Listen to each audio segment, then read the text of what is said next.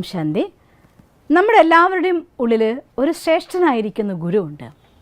ആ ഗുരുവിനെ ഉണർത്താൻ നമുക്ക് സാധിക്കുകയാണെങ്കിൽ മറ്റാരുടെയും ഉപദേശം കൂടാതെ തന്നെ ജീവിതം നമുക്ക് സക്സസ് ആയിട്ട് മാറ്റാൻ സാധിക്കും.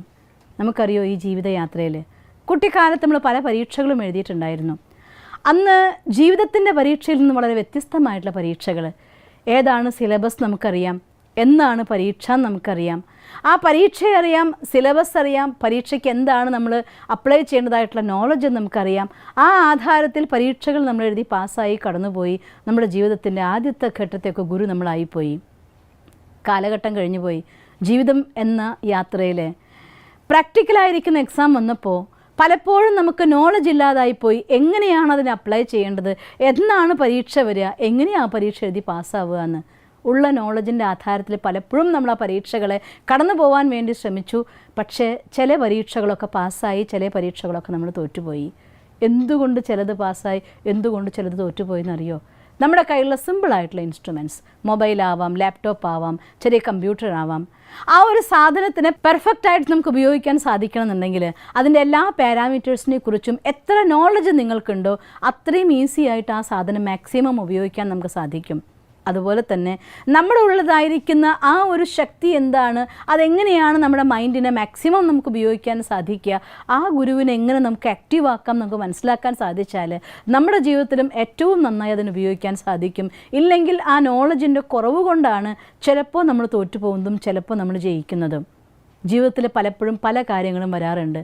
നമ്മുടെ ജീവിതത്തിൽ ഒരു പ്രോബ്ലം അല്ലെങ്കിൽ ഒരു പ്രശ്നം, ഒരു ചലഞ്ച് വരുന്ന സമയത്ത് അധികം ചെയ്യുന്നത് നമ്മൾ ആ പ്രോബ്ലവുമായിട്ട് അങ്ങ് ഒട്ടിപ്പോവുകയാണ്. എൻ്റെ ജീവിതം എന്ന് വിചാരിച്ചു പോവുകയാണ്.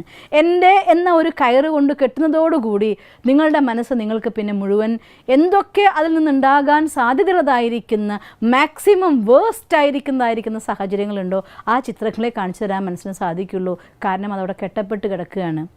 അതേസമയം ഒന്ന് ചിന്തിച്ചു നോക്കിയേ, ഇതേ ഒരു സാഹചര്യം നിങ്ങളുടെ കൂട്ടുകാരൻ്റെയോ കൂട്ടുകാരിയുടെയോ ജീവിതത്തിലാണ് വന്നതെങ്കിൽ നല്ല ഒരു അഡ്വൈസറെ പോലെ ഇത് ഇങ്ങനെ ചെയ്താൽ മതി, അങ്ങനെ ചെയ്താൽ മതി, അത് ചെയ്താൽ ഇത് ശരിയാവും, ഇത് ചെയ്താൽ അത് ശരിയാവും എന്ന് പറഞ്ഞുകൊണ്ട് ഉപദേശിക്കാൻ നമ്മളെപ്പോലെ നല്ല ഉപദേശകന്മാരെ നമുക്ക് കിട്ടില്ല.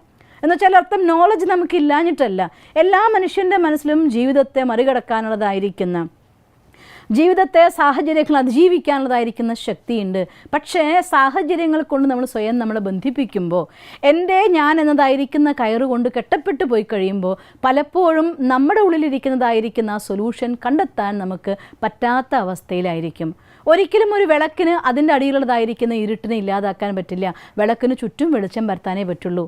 കാരണം ആ ദീപനാളം കത്തിക്കൊണ്ടിരിക്കുന്ന വിളക്കിലാണ്.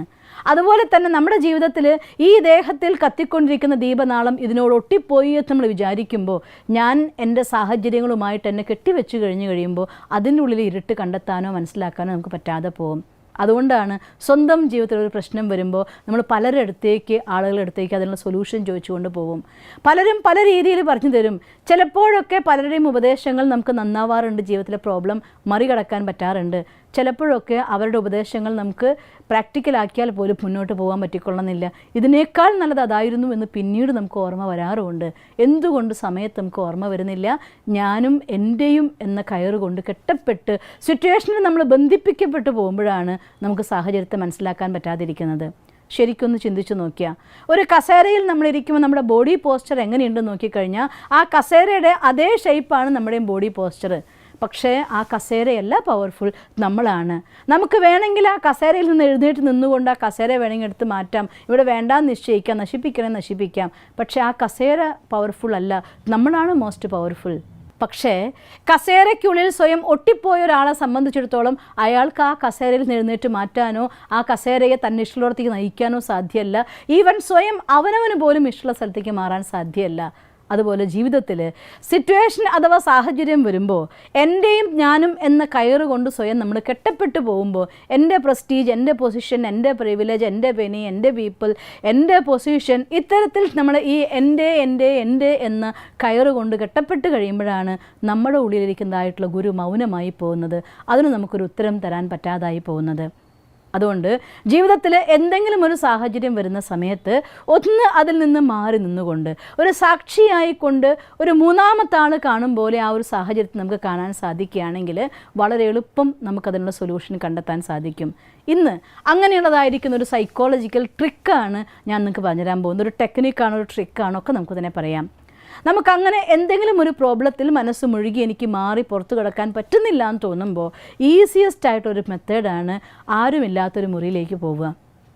ഒരു കസേരയിലിരിക്കുക, മുന്നിൽ മറ്റൊരു കസേര വയ്ക്കുക, സങ്കല്പിക്കുക പ്രോബ്ലം ഉള്ള ഞാൻ ഇവിടെ ഇരിക്കുകയാണ്, എൻ്റെ ഉള്ളിലെ പ്രോബ്ലം ഇല്ലാത്ത ഗുരു എൻ്റെ മുന്നിലിരുന്ന് എനിക്ക് ഉപദേശം തരാൻ പോവുകയാണ് എന്ന്. മുന്നിലിരിക്കുന്ന സാങ്കല്പികമായിരിക്കുന്ന നിങ്ങളുടെ അടുത്ത് നമ്മുടെ മനസ്സിലെ എല്ലാ വിഷമങ്ങളും ഏറ്റുപറയുക. കേൾക്കുന്നുണ്ട്, തലയാട്ടുന്നുണ്ട്. നിങ്ങളെങ്ങനെ ഒരു കാര്യം കേൾക്കുമ്പോൾ തലയാട്ടി ഓക്കെ യെസ് പറഞ്ഞ് മൂളി കേൾക്കുന്നു, അതേപോലെ നിങ്ങളുടെ ഇമാജിനറി ആയിട്ടുള്ള നിങ്ങൾ ആ കസേരയിൽ ഇരുന്നു കൊണ്ട് നിങ്ങൾ പറയുന്ന കാര്യത്തിനൊക്കെ മൂളി കേൾക്കുന്നുണ്ട്, തലയാട്ടുന്നുണ്ട്, ഓക്കെ പറയുന്നുണ്ട് എന്ന് വിചാരിക്കുക. ഇത്രയും കഴിഞ്ഞ ശേഷം നിങ്ങൾ സ്വയം കണ്ണടച്ച് കാതുകൾ ഓർത്തിരുന്നാൽ നമ്മുടെ ഹൃദയത്തിൻ്റെ ഉള്ളിൽ നിന്ന് തന്നെ, നമ്മുടെ മനസ്സിൻ്റെ ഉള്ളിൽ നിന്ന് തന്നെ അതിനുള്ളതായിട്ടുള്ള ഉത്തരം, അതങ്ങനെ ചെയ്താൽ ഇങ്ങനെ മതി, ഇങ്ങനെ ചെയ്താൽ അങ്ങനെ മതി എന്നൊക്കെ വരാൻ തുടങ്ങും. ആ ആൾ നമ്മളോട് പറയുന്ന പോലെ നമുക്ക് ഫീൽ ചെയ്ത് പോകും. ഇതൊരു സിമ്പിൾ ടെക്നിക്കാണ്. നമ്മുടെ സൈക്കോളജിക്കലായിട്ട് നമ്മൾ തന്നെ കണ്ടെത്തിക്കൊണ്ട് എൻ്റെ ഉള്ളിലിരിക്കുന്നതായിരിക്കുന്ന ആ ഗുരുവിനെ കൊണ്ട് എനിക്ക് വേണ്ടതായിട്ട് ഉത്തരം പറഞ്ഞ് തെളിയിപ്പിക്കാൻ നോക്കുകയാണ്. മനസ്സ് നമ്മുടെ ഏറ്റവും വലിയ മിത്രമാണ്. അതിൽ നിന്ന് ഏറ്റവും നല്ല രീതിയിൽ പോസിറ്റീവായ രീതിയിൽ സംസാരിക്കാൻ സാധിച്ചാൽ അത് നമുക്ക് ഏറ്റവും നല്ല സൊല്യൂഷൻസ് തരും. എന്നാൽ ഭയപ്പെട്ടു പോയാലോ അത് തന്നെ നമ്മുടെ ഏറ്റവും വലിയ ശത്രുവാണ്. നമ്മുടെ ഭയത്തിൻ്റെ ഉള്ളിൽ വീഴ്ത്തിക്കൊണ്ട് ഒന്നും ചെയ്യാൻ സാധിക്കാത്തവരാകുകയും ചെയ്യും. അതുകൊണ്ട് നമ്മുടെ ഉള്ളിലുള്ളതായിരിക്കുന്ന മിത്രത്തെ കണ്ടെത്താൻ വേണ്ടിക്കൊണ്ട് ഈ ദേഹം എന്ന കസേരയ്ക്കുള്ളിലിരിക്കുന്ന ആ ചൈതന്യ ശക്തിയായ ആത്മാവാണ് ഞാൻ എന്നുള്ളതായിട്ടുള്ള സോൾ കോൺഷ്യസ്നസ്. അതുകൊണ്ടാണ് മഹാത്മാക്കളൊക്കെ പറയുന്നതും നോ ദൈ സെൽഫ് എന്ന് പറയാൻ കാരണം. ഞാൻ എപ്പോഴാണോ എന്നെ അറിയുന്നത്, എൻ്റെ യഥാർത്ഥമായ സത്യം അറിയുന്നത്, എന്നെ ഞാൻ ശരിക്കും കാണുന്നത്, വിഷ്വലൈസ് ചെയ്യുന്നത്, എനിക്ക് എൻ്റെ ജീവിതത്തിൽ ഒരു നാടകം പോലെ കാണാനും അതിലെ പ്രോബ്ലംസിനൊരു സൊല്യൂഷൻ കണ്ടെത്താനും സാധിക്കും. ഇത് നിരന്തരമായി നിങ്ങൾ പ്രാക്ടീസ് ചെയ്ത് നോക്ക്.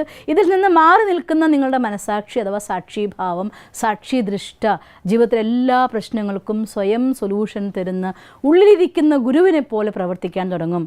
ഇതൊരു ചെറിയ ടെക്നിക്കാണ്, ചെയ്യാൻ വളരെ എളുപ്പമാണ്. അതുകൊണ്ട് ചെയ്തു നോക്കണം. നമ്മുടെ ഉള്ളിൽ നിന്ന് നമുക്കുള്ളതായിരിക്കുന്ന സൊല്യൂഷൻ കിട്ടുന്ന രീതിയിലേക്ക് സ്വയം നമുക്ക് ഉണർത്താൻ നമുക്ക് സാധിക്കും. നിങ്ങൾക്കങ്ങനെ സാധിക്കട്ടെ എന്ന് ഞാൻ സർവശക്തനായ ഭഗവാനോട് പ്രാർത്ഥിക്കുന്നു. ഓം ശാന്തി.